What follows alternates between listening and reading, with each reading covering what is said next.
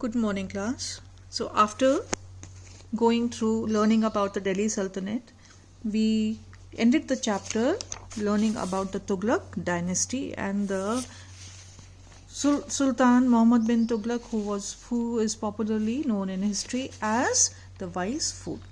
Now, at the end of the chapter, we learned that the Iqtidars, right, during the Sultanate period, the practice of giving grants of revenue from a territory came to be known as Iqta system, which were headed by Iqtidars. Now, at the advent of the Mughal Empire, these smaller kingdoms which were ruled by Iqtidars were not united. Therefore, at the eve of Babur's invasion of India in 1526, it was very easy for him to invade and capture or annex these territories to the Mughal Empire. Now, today we will start the medieval India and we will learn about the Mughal Empire. I want you to turn to page number 79. In this particular chapter, we are only going to learn about the Mughal Empire. Then the sources from which we come to know about the Mughal Empire are Ain-e-Akbari, the Taj Mill, the Jama Masjid and Red Fort. The Taj Mill, Jama Masjid and Red Fort being monuments. Then Ain-e-Akbari is a written account by Abul Fazl.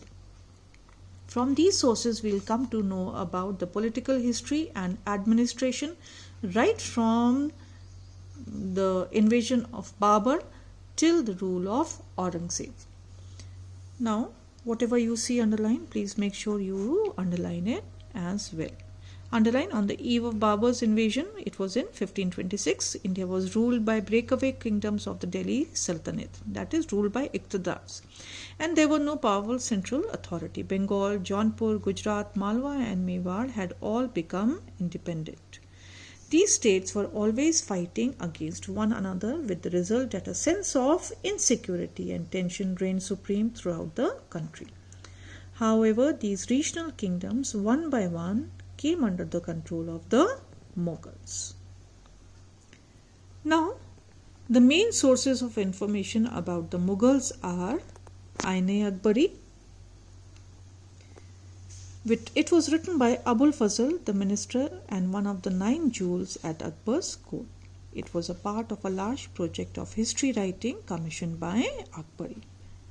It is regarded as a precious source material for knowing the administration and culture during the reign of Akbar. Now, this Ain-e-Akbari was divided into 5 books. The first book deals with the imperial household, the second book deals with the servants of the emperor, the military and civil services. The third book deals with the imperial administration. It consists of the regulations for the judicial and executive departments and the divisions of the empire. The fourth book contains information about Hindu philosophy, science, social customs and literature. The fifth book contains the wise sayings of Akbar. They also contain an account of the ancestry and biography of the author Abul Fazl. So, all in all, Ain-e-Akbari is a very important source of information about the political history and administration till the time of Akbar, and especially during Akbar's reign. Now, the second source of information that we get is from the Taj Mill, which was built in Agra. It was built by Shah Jahan in the memory of his beloved wife Mumtaz Mahal. It is the mausoleum of both Mumtaz Mahal and Shah Jahan. Mausoleum is a stone structure where people are buried. Their dead are buried. It is built at Agra on the banks of river Yamuna. Now, it was built earlier, so the river has not changed its course as such. Whereas when we talk about the Red Fort, the Yamuna has changed its banks, its course, and now it flows quite a few kilometers away from the Red Fort. Here in Agra, not much of the course of the river has changed, though it has dried up a lot. It was designed by Ustad Isha Khan and it is made of pure white marble. The main structure is constructed on a high platform On each of the four corners of this platform there is a minaret. The central dome, here children, rises to a height of 56.1 meters. The interior has an octagonal chamber. The marble dome is the center. In the center looks like an inverted lotus. The actual graves are underground in a lower chamber. The entire structure of Taj Mill is made of marble and the walls are decorated with floral designs made of semi-precious stones. This method of decoration is called Petra Dura. The Taj Mahal brought together all the architectural forms developed by the Mughals like massive domes of marble, Petra Dura, inlay work and kiosk, which are chhatris. Taj Mahal was designated as a UNESCO World Heritage Site in 1983 and was declared as one of the 7 wonders of the world in 2007. I am sure all of you, if you have not visited the Taj Mahal, then all of you must have showed hundreds of colored pictures of Taj Mahal in all its glory. Now coming to the Jama Masjid or the Jama Masjid. It was built by Shah Jahan and is the biggest mosque in India. Now, it was during the reign of Shah Jahan that most of the Mughal architecture took place, the reason being that the royal treasury was full, there was peace in the kingdom, so Shah Jahan, and he had a love for the fine things in life. It can be the literature, fine arts, crafts, painting and even architecture or buildings.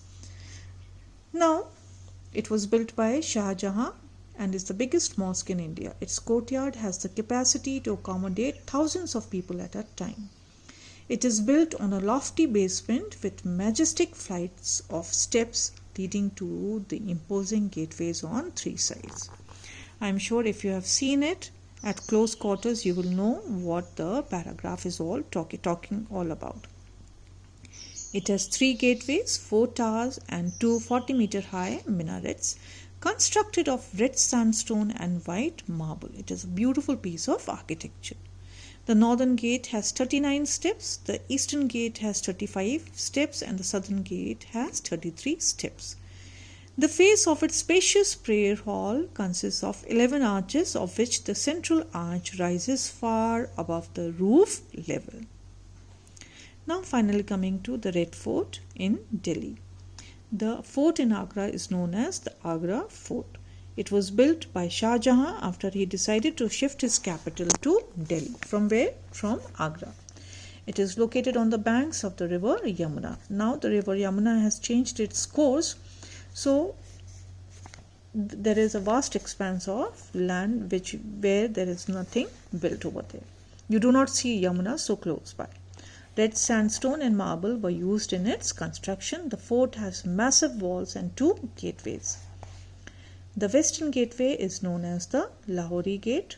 This gate was used for the emperor's ceremonial purposes. Among the many impressive buildings in the complex are Diwan-e-Aam and Diwan-e-Khas. The Diwan-e-Khas is the lavishly ornamented hall where the peacock throne was placed. So now all that glory is lost, but then still if you visit the places, all these monuments, you can feel their grandeur.